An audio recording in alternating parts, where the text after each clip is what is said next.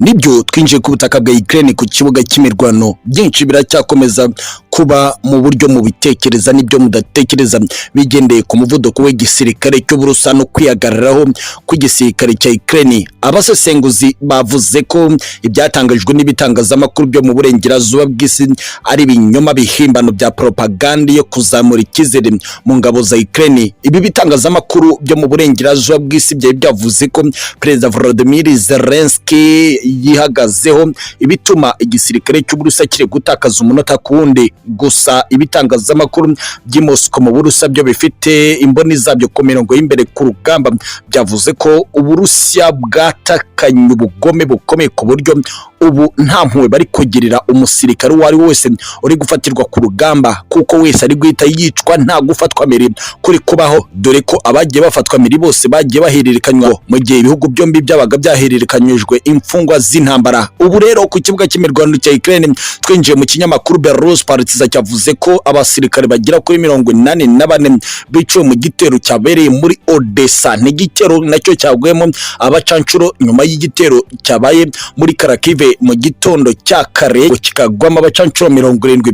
Amakuru hari ikinyamakuru Belarus Partizan avuga ko igisirikare cy'Uburusiya cyahawe amategeko yo gusatira ibice byose birimo abacancuro mu burengerazuba bw'isi, ari nabo byavuzwe ko ku munsi w'ejo bakoresheje ibibunda bikomeye bya rocket system HIMARS z'abanyamerika. Ibi bikavugwa ko umugambi wa Minisiteri y'Ingabo y'Uburusiya uri gutegeka abayoboye urugamba ku butaka bwa Ukraine ari uko bataka bagendeye ku makarita agaragaza aho abacancuro baje ku butaka bwa Ukraine baherereye mu rwego rwo gutanga gasopo ku bihugu byo mu burengerazuba bw'isi.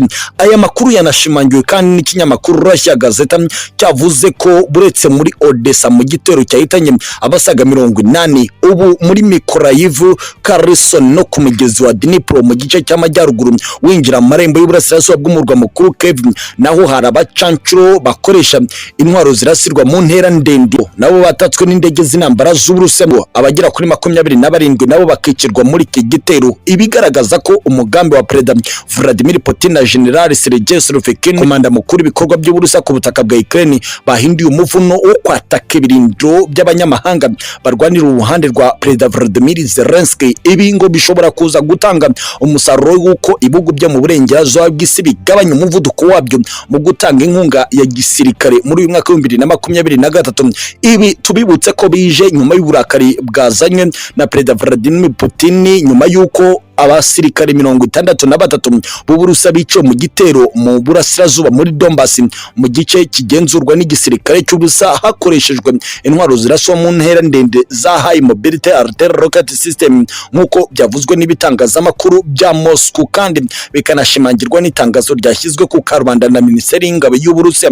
Ariko gusa nyuma y'ibi bitero byo kwibasira ibice byose birimo abacancuro b'abanyamahanga ku butaka bwa Ukraine mu murwa mukuru rwagati Kiev, naho ibitero nk'ibi biri gukoreshwa drone byongeye kwibasira nanone bidasubirwaho ahari icyicaro cya Minisiteri y'Ingabo, ariko mu gice gikoreramo ngo abatasi mu gisirikare cya Ukraine. Uwashyize hanze aya makuru n'umwe mu bakora mu nzego z'ubutasi mu gisirikare cy'Uburusiya yavuze ko drone zigera kuri 19 zoherejwe muri aka gace karimo Minisiteri y'Ingabo ngo, ariko mu gisata cy'abatasi mu gisirikare cya Ukraine bikavuga ko naho harimo abagera kuri 97 b'abanyamahanga, abagera kuri 51 nabo bakaba bahasize ubuzima muri drone zari zifite ibisasu biziritsweho ku buryo zasandaranye n'iyo nyubako. Amakuru kandi akagaragaza ko ibitero nk'ibi mu murwa mukuru Kiev bikomeje kwegerwa ahakorera zimwe muri ambasade zikomeye zo mu bihugu byo mu muryango w'ubutabarane bya gisirikare NATO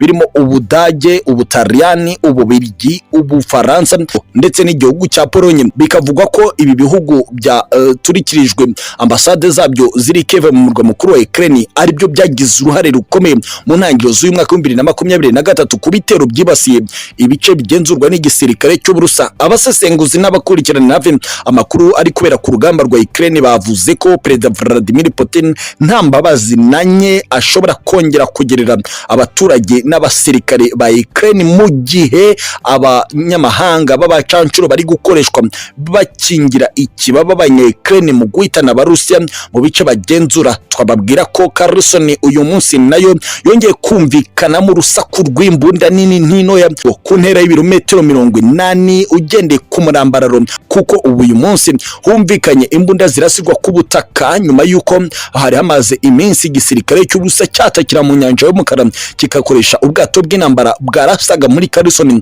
Ubutitsa abari muri Kherson batanze amakuru ku kinyamakuru India Today, bavuze ko imirwano iri kurebana mu birometero bike ku butaka bwa Kherson ku buryo bishobora gutuma Kherson ishobora gusenyuka kurushaho uko byari bimeze, dore ko ibikorwa remezo byari byatangiye kubakwa n'ingabo z'Uburusiya mu minsi ishize ubwo zitari zagasoka muri Kherson ku bushake bwazo. Ibikorwa remezo bari bubatse mu rwego rwo gukaza no gushyira ibirindiro bikomeye muri Kherson byose byamaze gusenywa bigendeye ku makarita afitwe n'igisirikare cy'Uburusiya, ku buryo kutera muri Kherson byaboroheye cyane. Ariko kandi muri za Provinsia havuzwe inkuru iteye agahinda y'umugore waruhetse umwana n'undi mu ntoki bishwe n'igisirikare cya Ukraine, bikavugwa ko uyu mugore n'abana be bishwe bavugwa ko ari bamaniko b'igisirikare cy'Uburusiya bagenzuraga aho ibirindiro by'igisirikare cya Ukraine n'abacancuro biri kugira ngo byatakwe, bigatuma igisirikare cya Ukraine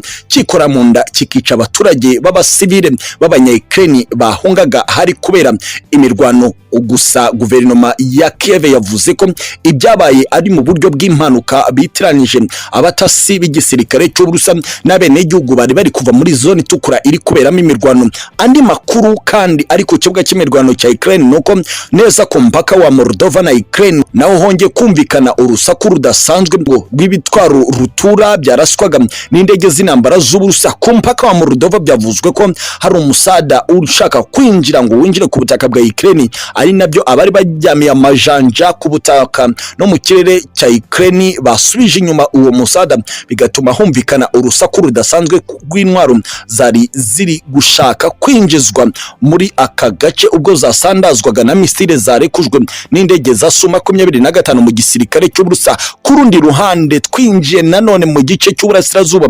bw'amajyaruguru neza ku mpaka wa Polonye, Ukraine na Belarus hongeye kumvikana imirwano idasanzwe, dore ko abacancuro b'abanyamahanga bashaka kwinjira ku butaka bwa Ukraine baje kuraswaho n'ingabo za Belarus kwa Alexander Lukashenko nazo ziryamiye amajanja kubuza ko hakomeza kwinjira umusada w'ingabo zo mu burengerazuba bw'isi ku butaka bwa Ukraine mu gushyigikira Perezida Volodymyr Zelensky, dore ko mu minsi ibiri byari bigaragaje ko uburengerazuba bw'isi bwatanze umusada ukomeye ku buryo Perezida Volodymyr Zelensky yaratangiye kwatakana ingufu ibice bigenzurwa n'Uburusiya, dore ko kandi hari n'abasirikari b'Uburusiya bakomeje kwicirwa mu mirwano mu gice cy'uburasirazuba bwa Ukraine. Ari nayo mpamvu ibihugu birimo Belarus, Iran, Uburusiya bose bakajije umurego ku bitero byo kwihimura ku ngabo z'abanyamahanga ndetse n'iz'abenegihugu ku butaka bwa Ukraine. Gusa ku rundi ruhande Minisiteri y'Ingabo y'Uburusiya nayo ubwayo imaze gusohora itangazo rikomeye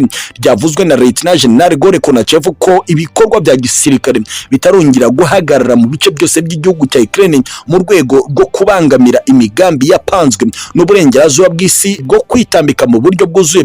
Igisirikare cy'Uburusiya cyari cyatangiye umwaka kiri gutera intambwe ku muvuduko udasanzwe ku butaka bwa Ukraine. Ni byinshi cyane bikomeye ku ngingo zitandukanye ku mutekano, politiki na diplomasi mu rwego mpuzamahanga. Ibyo bari gukora bari kubikora nk'abiyahuzi n'ibikorwa by'iterabwoba. Reka mbabwire ko ibitero biri gutegurwa n'ubutegetsi bwa Moscow ku makuru y'ubutasi dufite byo gukoresha indege zitagira abapilote mu minsi za bigiye kwiyongera. Ariko nka Ukraine tuzakora igishoboka cyose kugira ngo tuburizemo ibyo bitero bya Moscow bigamije kutunegekaza byibasira ingomero z'amashanyarazi n'amazi ndetse n'uduce turimo abasirikare bacu benshi. Ayo makuru dufite niyo tubashisha gukora n'ibindi bikorwa turi gukora.